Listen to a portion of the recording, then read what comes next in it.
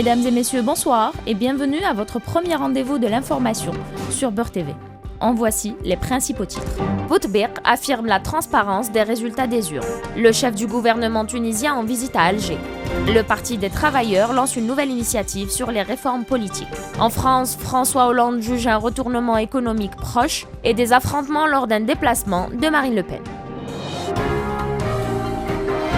Dans une rencontre qu'il a réunie avec des représentants des 48 wilayas, le président de la Commission nationale de surveillance de l'élection présidentielle, Fatah Bouteflika, a affirmé ce matin à Alger que les élections présidentielles se sont déroulées en toute transparence. احنا تدخلنا من حين لاخر حتى نوقف هذه التجاوزات في الحين ما خلوهاش تكبر وتلحق لمستوى معين واللي ياثر على العمليه الانتخابيه. الانتخابات جرت في جوها الطبيعي في جو هادئ والحمد لله اليوم رانا في تغيير نهائي وراح نبلغوا كل وسائل الاعلام بالتغيير تاعنا حتى يؤخذ ويعتبر ارضيه للنقاش السياسي للمستقبل وكذلك للسياسيين باه يتفاعلوا معه وياخذوا بعض الافكار لاننا نحن حقل تجربه في هذه الانتخابات وبالتالي يعرفوا مواطئ ممكن الخلل او العوائق اللي اصابت العمليه الانتخابيه. De son côté, le secrétaire général de l'Alliance nationale républicaine, l'ANR, Belkacem Sahli, a présenté en sa qualité de membre de la Commission nationale de surveillance de l'élection présidentielle une évaluation préliminaire des résultats définitifs de l'élection présidentielle précédente. لأن كل الاحتجاجات تيجي عندنا احنا كلجنة وطنية كنا نحولها مباشرة إلى اللجنة الوطنية للإشراف نتاع القضاة. أنا شخصيا منذ يومين قمت بدراسة للاختارات نتاعها وعددها 465 اختار في أثناء الحملة الانتخابية وكذلك يوم الاقتراع. أغلبيتها على كل حال فيها اللي راهي مقدمة كانت مقدمة من طرف المرشح نتاعنا وكذلك فيها مقدمة من طرف بعض المترشحين الآخرين من طرف أشخاص عاديين مواطنين. أغلبيتها تتكلم على تجاوزات بسيطة.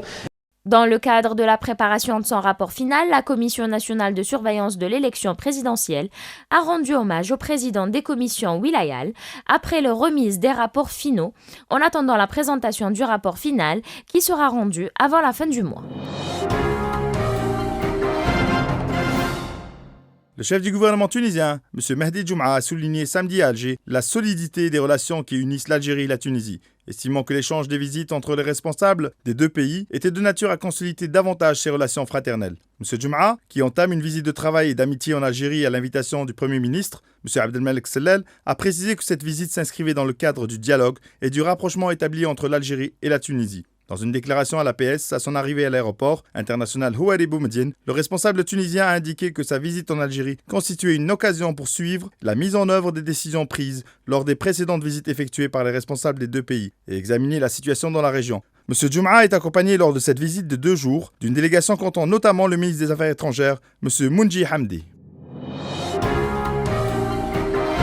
Le Parti des travailleurs lance une nouvelle initiative sur les réformes politiques, allant dans le sens de l'instauration de la Deuxième République sans pour autant opérer de rupture avec la Première République, ni avec les objectifs de la glorieuse guerre de libération, a indiqué la secrétaire générale du Parti des travailleurs, Mme Luza Hannoun. Pour la secrétaire générale du Parti des travailleurs, l'initiative que compte lancer sa formation et qui fera l'objet d'un débat au niveau des communes et wilayas du pays préservera les acquis politiques et socio-économiques prévus par l'actuelle constitution. En réponse à une question sur la participation de son parti au prochain gouvernement, Mme Hannoun a indiqué avoir été contactée par le Premier ministre, M. Abdelmalek Sellel, à ce sujet, précisant toutefois que le Parti des travailleurs ne s'impliquera pas dans les prochains gouvernements. Et nous avons expliqué à M. Sellel que nous avions d'autres priorités dont la plus urgente consiste en l'organisation d'élections législatives anticipées. Par ailleurs, Mme Hannoun a affirmé avoir perçu chez M. le Président de la République, lors d'une rencontre en aparté, à l'occasion de la cérémonie de prestation de serment, une volonté d'aller de l'avant sur la voie de développement et du progrès, précisant par là même que M. le Président de la République se porte bien et jouit de toutes ses capacités mentales.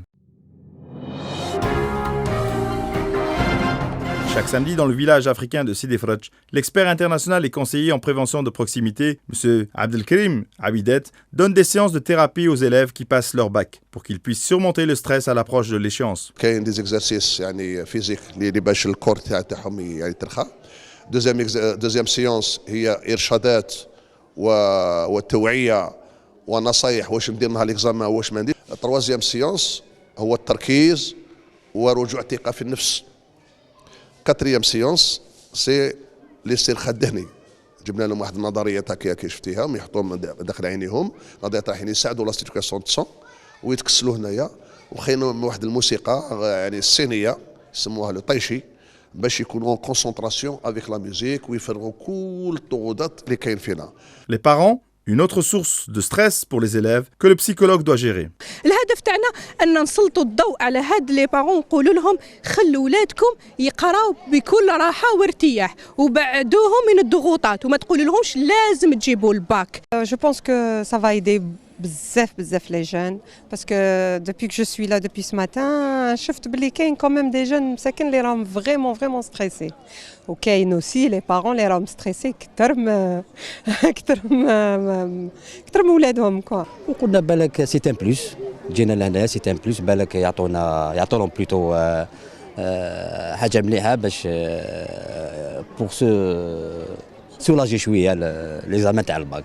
هذه مبادره حسنه احنا ماذا بينا لو كان تعمم في كل بلديات وفي كل مدن الجزائر. Après avoir reçu des conseils et des méthodes pour combattre le stress lors d'une thérapie, les élèves semblent relaxés et en bonne humeur. باسكو مع الاول ما كنتش داير في بالي جوغ فايس هكذاك تما تاع ستريس هكذاك يقدر يطلع لك كلش من بعد كي بدا يهضر تحس روحك بلي تما اي تو دون كونفيونس. جينا لهنا باش نحو لو ستريس تاع الباك باسكو كاين لا بريسيون بزاف لهنايا بور ديمينوي ان بو لو ستريس فوالا باش تكون اون بون بريباراسيون مورال باك فوالا ان شاء الله نجيبها. Alors, c'est une invitation aux élèves qui souffrent du stress et qui veulent regagner confiance avant de passer leur bac. De son côté, M. Abdelkrim Abidet nous a révélé que la dernière séance thérapeutique va être consacrée aux élèves de Ghardeya, qui sont affectés par les problèmes que la ville a récemment connus. François Hollande estime dans le journal du dimanche que le retournement économique tant attendu en France arrive et promet que cette nouvelle phase permettra une redistribution du pouvoir d'achat.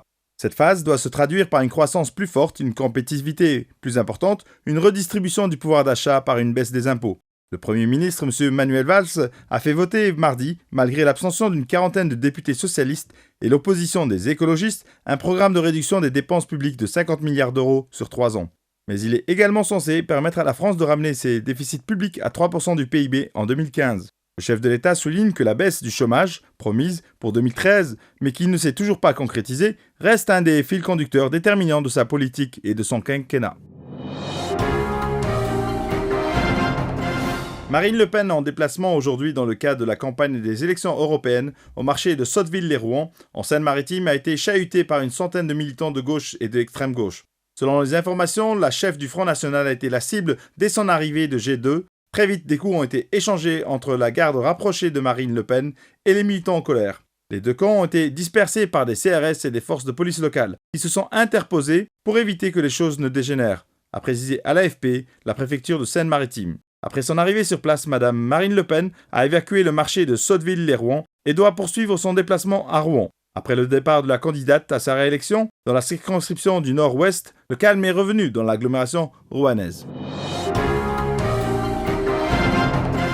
Le Congrès général national libyen a échoué dimanche de choisir un nouveau Premier ministre. Le candidat arrivé en tête n'ayant pas obtenu le nombre de voix requis pour obtenir la confiance du Congrès. Lors d'un second tour, Ahmed Maïtiq, homme d'affaires, l'a emporté devant Omar El-Hassi avec 73 voix contre 43. Mais lors d'un troisième tour, M. Maïtiq n'a obtenu que 113 voix sur les 120 requises pour obtenir la confiance du Congrès.